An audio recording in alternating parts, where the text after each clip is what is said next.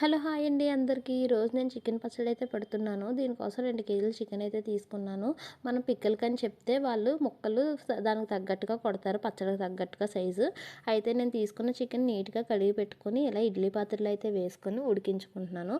ఇది ఉడికేలోపు మనం ధనియాల పొడి వాటిని కూడా రెడీ చేసుకోవాలి. మసాలా పొడి అనమాట. మసాలా పొడిని రెడీ చేసుకోవాలి. ఇందులో ధనియాలు, జీలకర్ర, లవంగాలు, యాలకులు, దాల్చిన చెక్క ఈ 5 పొడి కింద చేసుకొని పక్కన పెట్టుకోవాలి. తర్వాత ఒక ప్యాన్‌లో వేరుశనగ నూనె అయితే వేసుకొని ఇలా ఉడికించిన చికెన్‌ని ఇలా వేసుకొని ఫ్రై చేసుకోవాలి.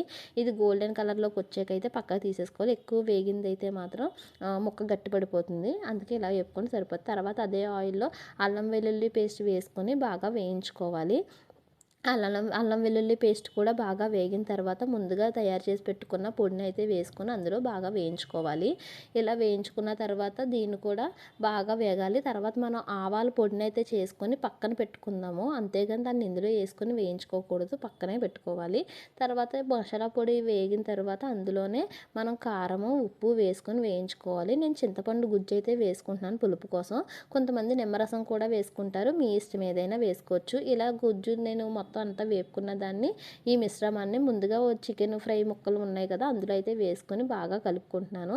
ఇది ఒక 1 అవర్ పాటు పక్కన పెట్టేసుకొని వదిలేసాను. అలా బాగా చల్లారిన తర్వాత అప్పుడు అందులో ఆవాల పొడి అయితే వేసుకొని నేను బాగా మిక్స్ చేసుకుంటున్నాను. ఇదే స్టేజ్లో ఉప్పు, కారం అన్నీ అడ్జస్ట్ చేసుకొని మనం స్టోరేజ్ దాంట్లోకి తీసేసుకోవాలి. నేనైతే ఇలా గాజు దాంట్లో సీసాలోకి అయితే స్టోరేజ్ చేసుకుంటున్నాను.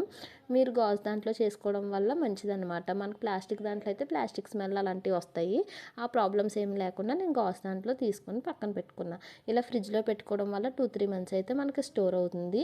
లాస్ట్లో మనకు మ్యాండేటరీ ఇలాగా రైస్ వేసుకొని పచ్చడి ముద్ద తింటూ ఉంటే అబ్బబ్బా సూపర్ ఉంటుంది కదా. Thanks for watching.